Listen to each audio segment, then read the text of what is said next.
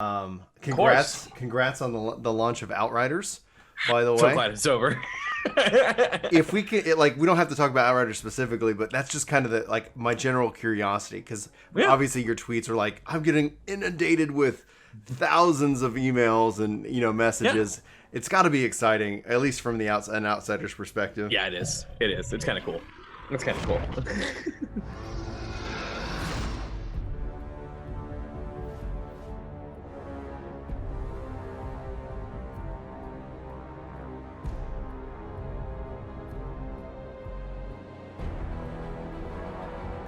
Hello and welcome everybody to a sit-down chat with an influencer manager, in fact, over at Square-Enix, but more than that, a fellow Texan, and that's something that I have to say, that's where I became a real big fan of this man right here.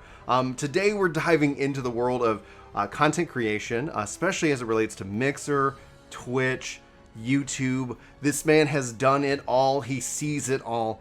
And we're going to get the privilege of sitting down and actually getting some insight. Nell, welcome. And why don't you take a minute to introduce yourself? That way we can, anybody who doesn't follow you, and where can they find you? Yeah, absolutely. Thank you. Thanks for having me, first of all. My name's Nell, or Nellstar, or Nellstar15. I go by, I'm a man of many names, but I'm the influencer relations manager at Square-Enix, handling North America and Latin America. You can find me literally everywhere on the internet as Nellstar15.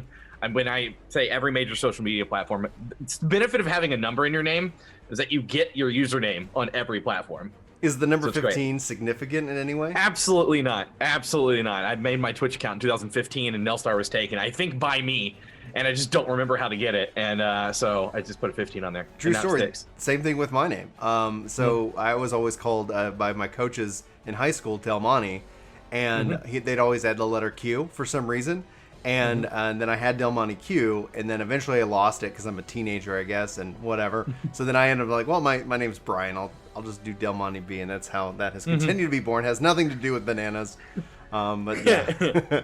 So Nell, you've had an extensive career, like coming from A&D, going and eventually landing at Square-Enix, and so that is essentially something that just is generally exciting because.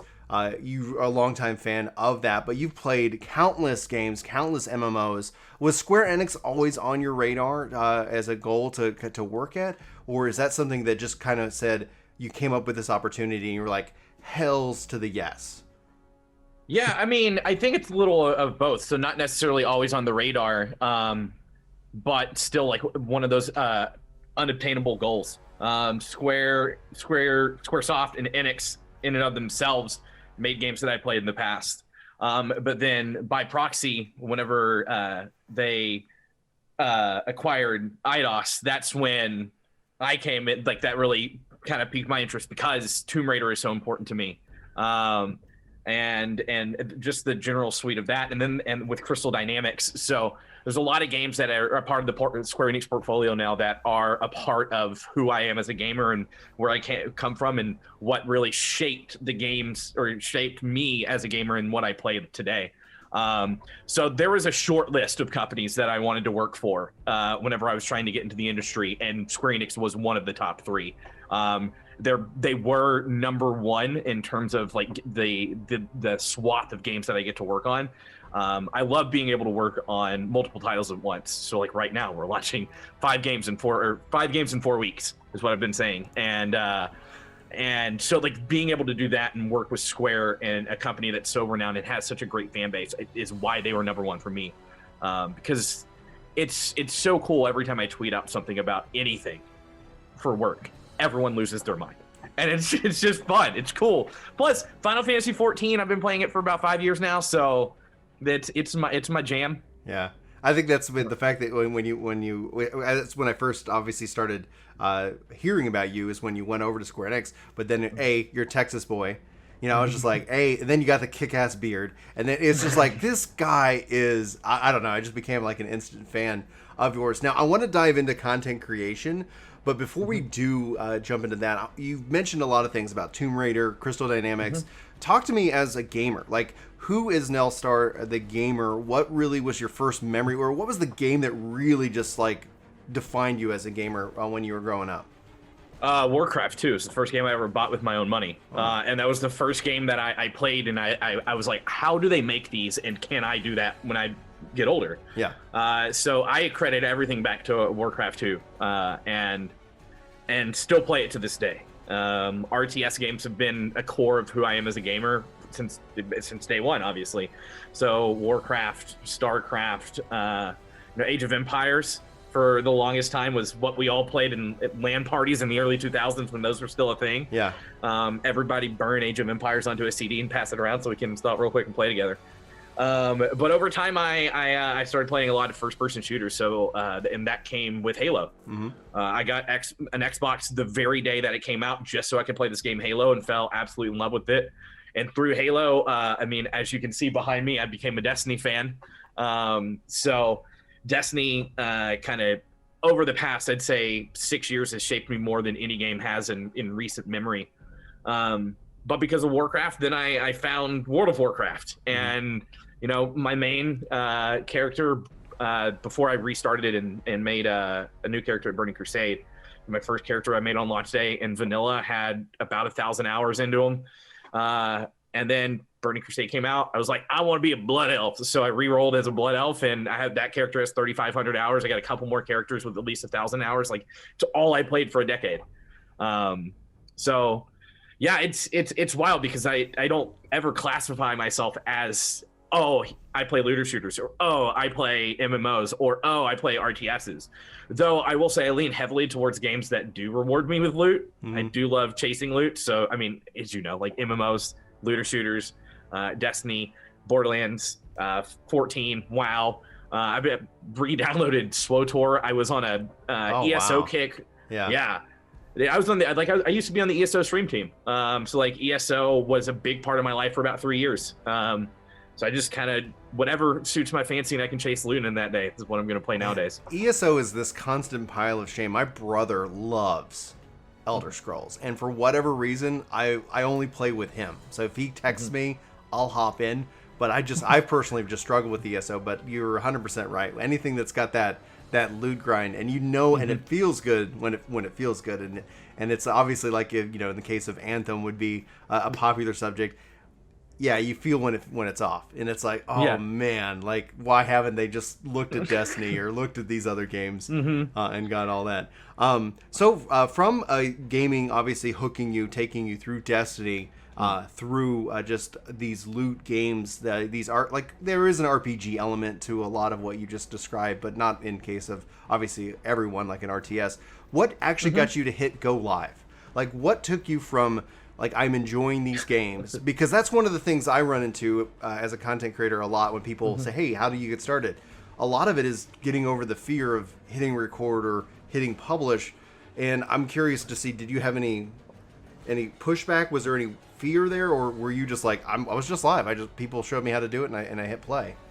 Yeah, so I mean, there's a little bit of a backstory to this. I started watching Twitch about 1.5 years before I ever made an account.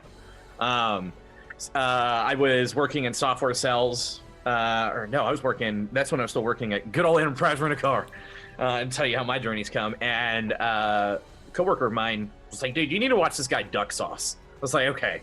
He's like, he's got this voice. He does like a radio show for like 2 hours, and then he'll play WoW for like 3 or 4 hours. I'm like, oh, okay, that's perfect. Like I'm playing WoW, and I just need something to listen to whenever we're slow, because I was working at a slow branch.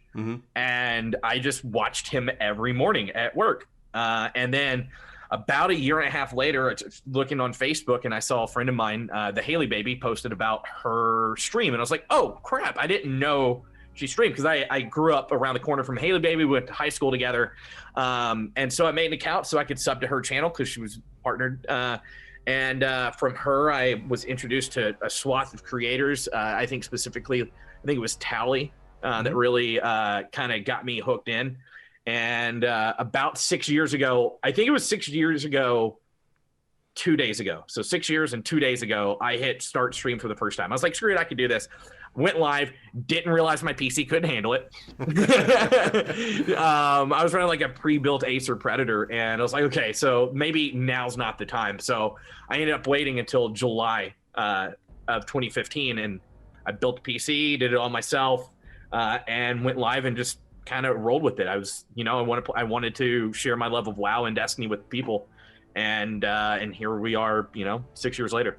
You're also known a lot for your charity streams. Like you've done and raised a lot of money for numerous ones. In fact, you're one of you're the founder of a founding member of the Charity Braves, an organization that helps raise money. And right now you're doing a certain one, or you just did one for feeding hungry kids.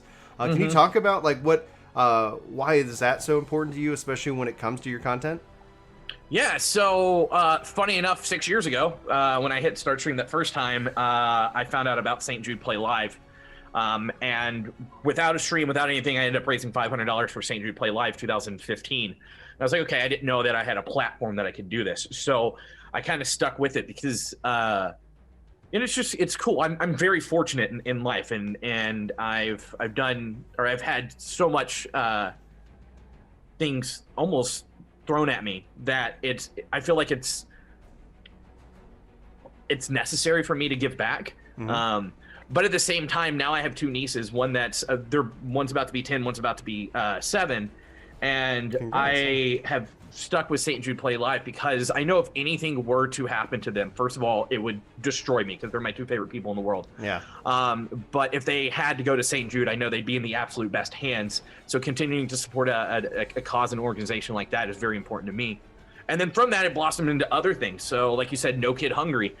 We do a drive every Thanksgiving to Christmas. It's because no kid should ever go hungry. Like that should not be a thing in a country like America. But no kid should ever go hungry, especially during the holidays. Like that's the one thing they shouldn't have to worry about whenever all these other kids are that are fortunate or getting what they're getting.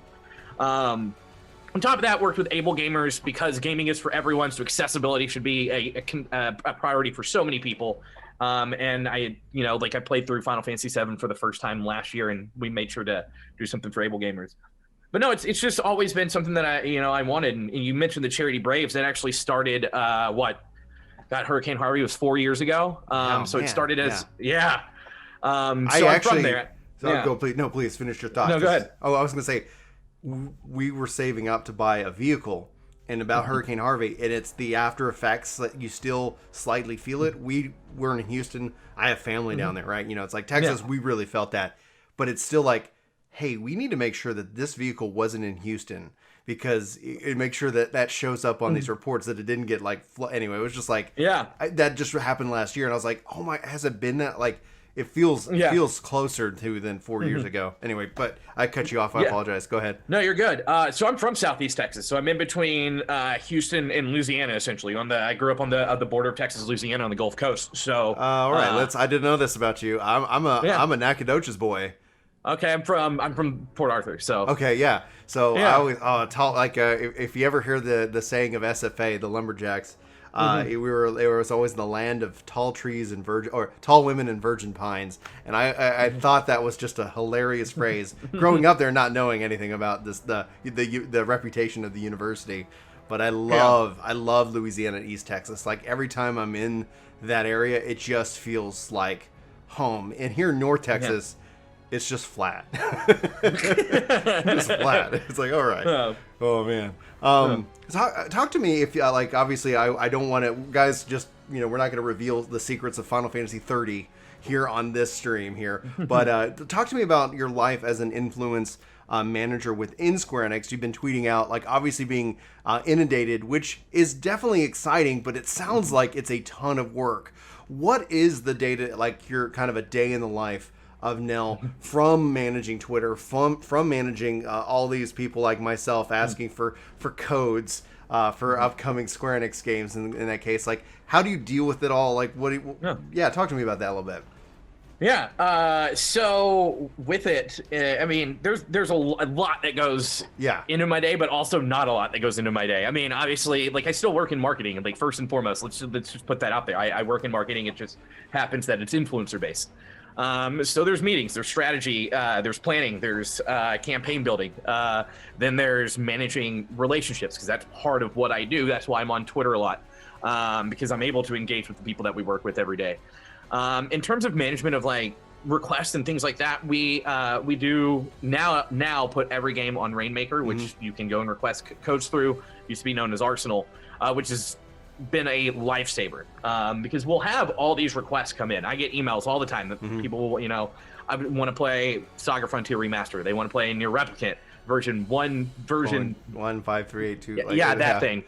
I haven't memorized it yet. I should. And it's constant. It's a constant flow of requests. So being able to put all of our stuff on Rainmaker and push it out that way has been almost a blessing. So we can, whenever we publish these campaigns on Rainmaker, I'll just go to I kind of filter everyone into request folders in my email, so my inbox stays a little cleaner. And I go through and I'm just like, hey, thanks for your request. You can put in your request here. It also just allows us to, it's like an easy point and click. I can click on whoever requests, go to their channel, view their content to make sure they're a good fit.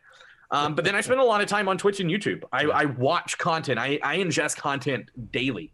I'm always looking for new people that I want to work with, trying to find the up and comers, you know, just doing what I can to make sure that, you know, I'm doing my research when it comes to creators. Other than that, it's answering emails, making sure reports are going out, and you know how it is. Like, I'm just doing the same thing, you know? So it's just, to me, as someone who's worked in sales in the past, and, you know, I was inside sales, it's almost kind of the same pace. It's get in, check your email, get up to date on your email, go into your meetings, make sure you're doing your outreach, make sure your reports are up. I mean, so it's in and of itself, it's still a normal job. It just, I happen to work in video games. Do you feel like, especially when it comes to like influencer relations within video games specifically, do you feel like it's still like a budding new field when it comes to like the technology and essentially the processes when it comes to your job? Because for me, it feels like it's still like the Wild West. Like there's like people are just kind of all figuring out what makes sense, who's a good fit. You know, what any thoughts on that one? 100% it's the Wild West. This is the best way to put it. I mean, so where we've come in the 5 years that I've been doing this is we've come miles. I mean, I'm talking miles from where we were 5 years ago. It's still new, right? Like, I mean, you can easily equate it and say that influencer relations is PR, but instead of media channels, you're working with individual content creators, which is a good way to put it, but there's so much more that goes into it than just saying that. But yeah, so what we've done in terms of technology, so Rainmaker, that kind of thing didn't exist back then. Heck, Keymailer didn't exist till 3 years ago? So, you know, there's 2 years where it's all manual. We would go to events and instead of giving out, you know, like influencer kits and stuff like that, it was USB sticks or, hey, come play the game behind the scenes, or putting people, giving people physical merch too. Like it's still things that we do, but it's still evolved, right? Like I was talking to someone the other day about what we did for the Ryzen 7 launch stream 5 years ago, because I was at AMD then for the Ryzen 7 launch. We had like 12 people, or not 12 people, about 6 people from the Austin area come in. So we had, you know, Joe Never Fails and T-Rex and Lobos Jr. come to our office and stream for 12 hours from a Ryzen based system. And back then we were so stoked to sit at 2,000 concurrent viewers, like so stoked for 2,000 concurrent viewers. And now I'm like, if I sat at 2,000 concurrent viewers, I'd be mad at myself that I hadn't prepared enough, you know? Yeah. So it, not only that, there's so much that's changed in terms of what we strive for. But so it's still new, but at the same time, we've developed a good, I think as an industry, a good kind of baseline for how this works now. And we're still learning every day, right? Like, you know, just 2 years ago, the emails that me as a creator I would send to a publisher are different than what they are now. Now we have pitch decks. Now we have, you know, everyone that's looking for sponsorships know their rates. You know, we were basically just shooting numbers off in the air, kind of trying to figure out what to pay people, and now it's kind of all settled. So we're still learning, we're still new. It's 5 years, right? Like 5 to 10 years that we've been doing this, when PR has been around for how long? Yeah. So, you know, we'll learn. I mean, and the whole the whole environment's evolving too. Like Twitch isn't the same that it was 5 years ago. YouTube's not the same that it was 5 years ago. Since then, we've gained and lost Mixer. So it's like Facebook's now in the game, right? So and there's all these other small platforms. So everything's consistently changing, and we have to continually evolve as it does. So speaking of Mixer, Twitch, and YouTube, when I think of somebody who's seen it all and has had an experience on all platforms, I can only think of you as kind of my primary kind of source, right? Because obviously, like the biggest kind of stories in my mind that I've seen that have just been like, oh, this is something interesting, is when Ninja was streaming Final Fantasy XI. Like, that was wild. And we were out at FanFest talking with some of the Square-Enix guys, and they're just like, yeah, we're aware. We're not going to really talk about it, but like, holy crap, it's huge, because he broke the demo code for that, like, just old game by just the fact that he went and touched it, and then moving over to Mixer. And then obviously, as anybody, if anybody, this is breaking news, Mixer is no more. I don't know, like, I would love to know, like, if that's breaking news, I want to talk to you. Like, who are you, and how do you live your life? I need to know. But you were a Mixer partner. Let's talk about let's walk me through, like, what was going on in your world, as much as you're like willing to share, because like, it just felt like all of a sudden, like, the rug was pulled out from under you. Like, everybody I've talked to that was a Mixer partner said that, like, there wasn't like, hey, by the way, this is what's happening over the next whatever. It was, they're learning the same time as the world is learning. Yeah. What was that like? Yeah, so, I mean, let's just preface this, that I, about March of last year is when I started co-streaming again, so I wasn't fully on Mixer. I had begun to put my eggs back in the Twitch basket as well. Yeah, I do remember that. I remember that, that was in preparation of the Final Fantasy VII Remake launch. I wanted to make sure it was over there, and for charity events, because there was so much more reach. But yeah, the rug was basically pulled out from underneath us. I mean, as someone whose job it is to pay attention to these platforms and what's going on, I mean, you can kind of see the writing on the wall, but you never thought it would happen that way. Yeah. You know, there were concerns that, you know, they had brought over Ninja, Shroud, Ewok, Shroud, King Ithalian, like, brought over these heavy hitters, and the overall CCV of the platform didn't go up that much. Right. And that was a concern, but I still trucked along and did my thing. I enjoyed my time over there, because I built a family. Like, to this day, some of the people that I call my best friends in this world are content creators that I met whenever I streamed over on Mixer. So yeah, whenever June hit last year and that announcement dropped, and that was like, hey, we're announcing this to the world, but we're also announcing it to most of our employees, by the way. Yeah. That was a kind of a punch to the gut. Yeah. Because Mixer was this special place on the internet for so many people. And granted, a lot of people had already been moving off of Mixer, so that's why the writing was kind of on the wall. Is, you know, some of the bigger names were making their changes, and some of their mid-tier folks were making changes in terms of going to Twitch and YouTube, or at least just scheduling days on either platform. So yeah, it sucked. Like, I'm not gonna lie. Like, it's like having your little home on the internet removed and just taken from you. I thought the fact that they partnered with Facebook Gaming was really dope. You know, that was a really cool thing that, hey, if you're a Mixer partner and you can come to Facebook Gaming and be a partner. We'll take care of you. Facebook's really good at taking care of their creators. I can attest to that. So yeah, it just sucks. Like, there's no other nice way to put it, because it was such a cool place. So yeah, I liked the technology that Mixer had. Like, when you looked at, you had this kind of channel level, and I like the competition, because then you started seeing Twitch make changes, right? And so that from a content creator perspective, having big platforms competing over, like, features and environment, it gives you, the creator, more choices, right? Because and that's where it's like, I've wanted to see a strong Mixer, a strong Twitch, and a strong YouTube, but now Mixer's out and Facebook is essentially that. I'll be kind of curious. I'm kind of watching that to see how that goes, because when it comes to money, like, in a war of attrition, when you think of Google, Facebook, Amazon, Microsoft, like, these are guys that we could just watch them just, like, throw money around, like, you know, like nations worth of GDP, just pop. It's just fascinating. So when after that, you were saying you're already kind of making that shift back into the Twitch world. Obviously, because I think when I remember you saying it, it's just when it comes to especially your charity streams, you're having more reach. You just are able to do more on that platform because it's kind of curated a culture of that, right? Yeah. So yeah. What then took you over to Facebook? So I mean, first and foremost, I feel like I'm not doing my job. At least this is my mindset. This is not necessarily a mindset for anyone else in the industry that does what I do. I like to know the benefits and the feel of a platform firsthand. So I'm gonna go stream everywhere. Like it's just gonna happen.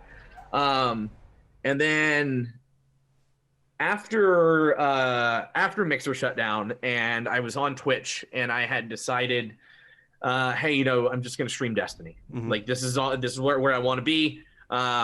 Great game. No, I haven't. Great game. I haven't played it in a month. I have a kid, and then essentially every time I have a baby, I end up taking like 2 seasons off of Destiny. It just seems to be, and I just So I got 5 kids now, and I'm ready to raise them up, so I'll have my own raid squad ready to go with Destiny. But I just got a 10-year plan. 10-year plan. Anyway.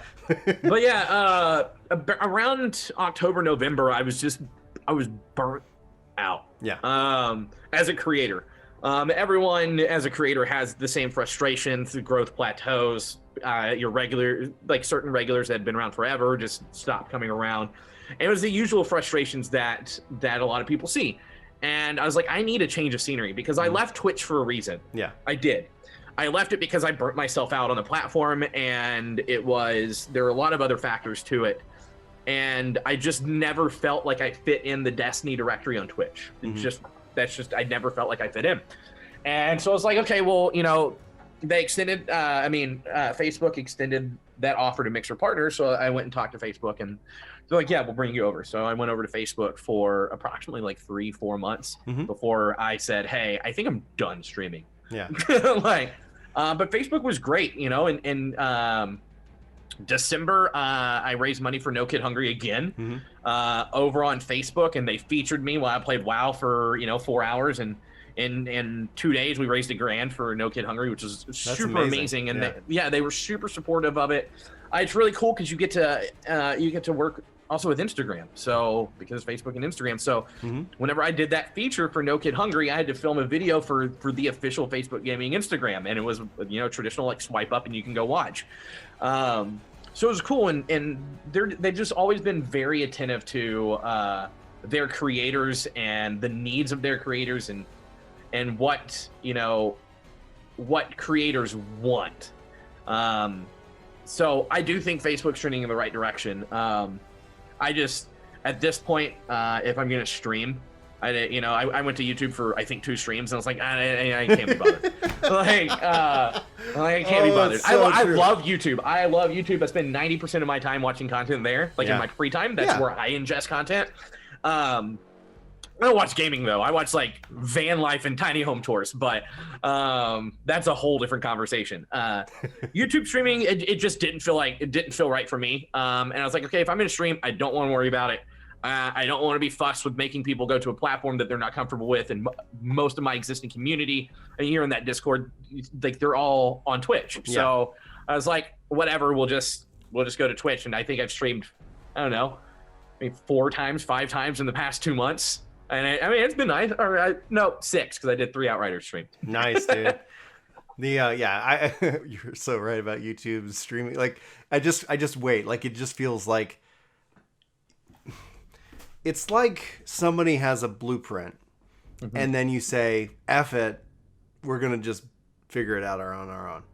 And it's like, just look at what even Facebook's doing now, and it's just like from a gaming perspective, for like one of the cool things I like about the YouTube experience, in the terms of like y'all just had the Square-Enix Presents, and we don't need to get too much into it, but y'all presented that like within the Premiere system of YouTube, and it was like crushing. Like I was like, that was such a great presentation, and then you factor like how Nintendo's kind of started piling that, and then in the age of COVID that we've all been dealing with for this last year, how like oh, that actually is a really good strategy. So I kind of enjoy the YouTube side for the premiere because you can like set it. It's semi-live, but it's got that presentation and flow to it that just feels really solid. So I don't like, that's where I think they're strong, and I'm like, where they're weak is when it comes to gaming itself, because even if you stream at the lowest lag settings, you know, there always just seems to be some issue. In fact, I was doing an Outriders thing, and my system decided to lock up, and when that happened, I had to create a whole nother stream. It's not like you just go live. Like, there's all this extra prep work that's just, my head, you know. Now, Facebook's the same way. You know, if you have an issue, I mean, you can go back on the same post, but it's a challenge sometimes. Yeah. And you know, if you're live streaming on Facebook as a partner, first of all, you have all the DMCA protection from Facebook themselves, because they have all they worked out some stuff with some of the record labels. But if you get hit with a claim, it's like your stream can't be viewed by anyone who wasn't already in there. Yeah. So you if you're sitting at 7 viewers, you're stuck at 7 viewers until you stop and restart, or you just end the stream. I like a lot of things about both of the platforms, because I think YouTube and Facebook are so similar. Yeah. When it comes to the way that live streams work, because it's the same thing. You set it up, you go live, and then you click publish on both of them, right? Yes. And you can add thumbnails, and you can do different things with your broadcast, and it feels a little bit better quality sometimes than you would get on a traditional live streaming service like Mixer or Twitch. But like YouTube, for me, everyone complains about discoverability on Twitch. It needs to just go try and find a specific person on YouTube gaming when they're live. Because there's no rhyme or reason to how any of the directories are set up. Like, I'll go and look through Destiny, and I'm like, oh, cool, there's a guy with 35 viewers. Then I look 4 rows down, and there's a guy with 5,500 viewers. I'm like, how are we sorting these guys? Like, what's going on? I'm so confused.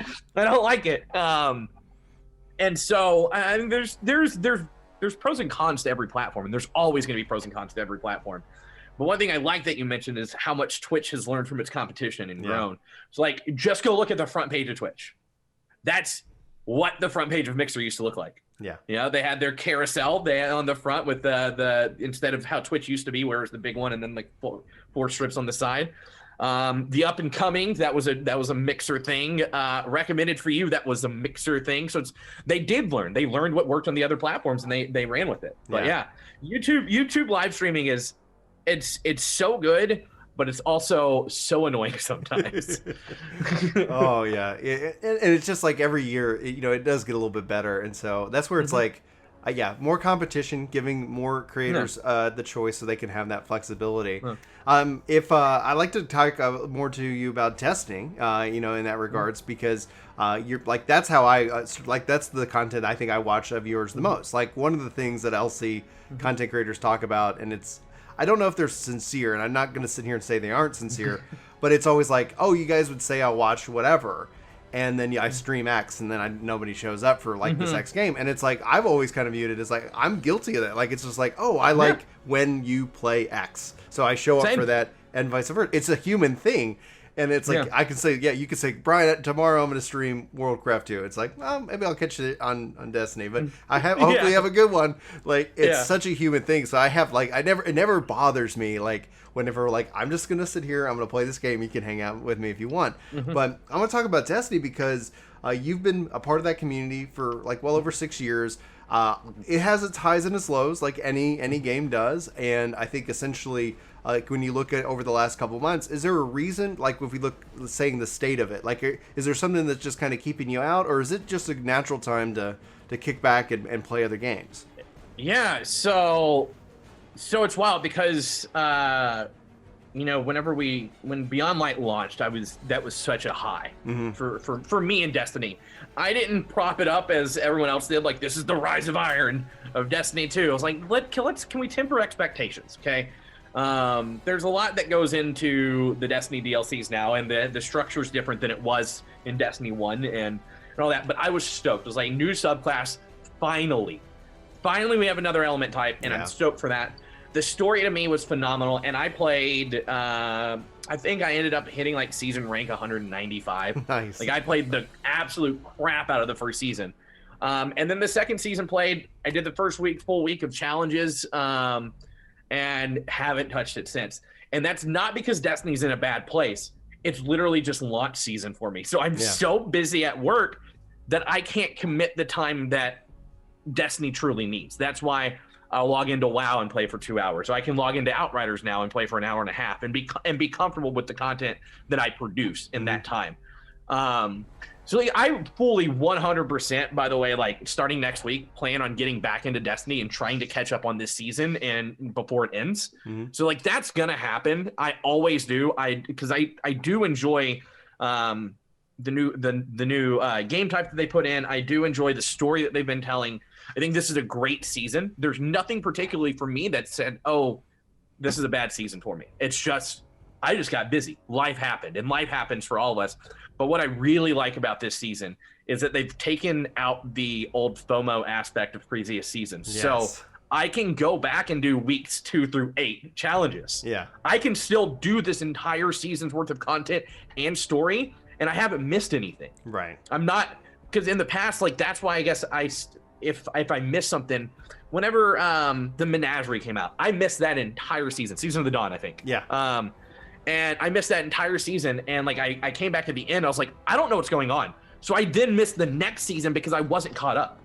And I ended up just waiting until the next expansion drop or the next DLC drop to basically start fresh. So I like this concept of it. I think this is probably one of the better states that Destiny 2's been in. There's some improvements if we want to get back onto like Rise of Iron or Taken King levels. But I think they're doing that. I think when we get Vault of Glass and challenge mode in Vault of Glass and the way that they're doing that and the way that they're doing a lot of different things moving forward, the changes to loot, the changes to armor. Thank you for transmogs. I can't wait. Crossplay, dude. Okay, let's be honest. The end game of any multiplayer title is fashion. I don't care what anybody says. No. The end game for me is the friend game. It's all about, and that's where crossplay, in my opinion, is such a game changer when it comes to these games. I can't wait for crossplay. Dude, and it's already got cross save, and so it's like, if you like, it's not going to do much for you, but if you ever go back to like the team and say, we'll sell 2 more copies of Outriders if we had cross save, because I would purchase it on Xbox and Stadia and every platform, because it's like because you brought up earlier accessibility, like that's actually critical to me as a dad. Like when it comes down to like game time. Loading, like the Xbox and Xbox One and PS4, like as soon as like cloud gaming became available, that's where I made that quick shift, because all of a sudden it was like loading times are nothing, and it was like, great, I can get in. I tried to sit down and play Forza, and that was impossible. I sat down and it was like 30-minute update. I'm gonna have to change a diaper in like 10 minutes. Like there's just no way this is gonna work. And so that's where like Destiny is like, I'm just dying for that, because we've played together. We played on Steam, but because like when you talk about your PC not being able to handle stream, GeForce Now, dude, like it is a game changer for me. Thankfully here in Texas, I've got really great internet. Never had an issue. We have fiber, right. And so like you do, I'm still waiting for it, but at least I have to pay ridiculous amounts, but I work from home, so I was like, tax write-off, I guess. But yeah, so we were sitting here playing. It's like, I can't run this game anymore. This PC is too old. And so I ordered a new PC. That's a whole drama thing. It's hopefully coming back. It didn't work, so it's hopefully coming, and then I'll be able to actually play local, because I got this ultra wide, dude. Nice. My roommate has an ultra wide. Have you seen Outriders in ultra wide? It's it's masterful. I was just like, and Destiny in ultra wide. I'm like, this is great. I can't do ultra wide. I'm too. So I am diagnosed ADHD. So I'm just looking everywhere, and I can't focus on what's in front of me. So I'm on a 27-inch, 240 hertz, 1440p monitor. So okay, well, still, like that's 1440p. That's definitely enjoyable. I think that's all the questions I really have. Like I feel like I could probably talk to you for hours, but I want to make sure you can get back to your workday. I gotta go code some APIs, so that's always fun for me to do. But Nell, is there anything that like you want to say, like as we wrap up? Any kind of final thoughts that you have, or where can people find you? Again, all social media is Nellstar15. So Facebook, Twitter, Instagram, all those good places. Twitch, YouTube, all Nellstar15. It's fantastic.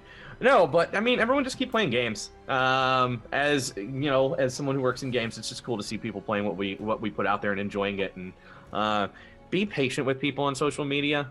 Be patient. There's someone behind that Twitter handle that you're yelling at. I applaud you. Like I don't think I'd like that kind of that kind of focus. It's not just me. I mean, it you see it with, I mean, not just video games, right? Like people yelling at an airline on Twitter, or you know, a game on Twitter, or you know, just individual celebrities and stuff. I mean, everybody just needs to be more kind. Let's just everyone be nice. Let's follow that advice. I think that's really good advice. Nell, thanks so much for making time for me today and for this. Appreciate you. Obviously, I've been a fan of yours for a while. Keep working and keep having fun, and keep streaming Destiny whenever you feel like it. All right, thanks everybody. Thanks for having me. Bye. This video is sponsored by me, Ginger Prime. Hopefully you'll check out my podcast channel, Ginger Gaming Radio, which we have lots of guests, lots of great conversations, and even more highlights. Links are in the description below. Let me know what you think. Thanks.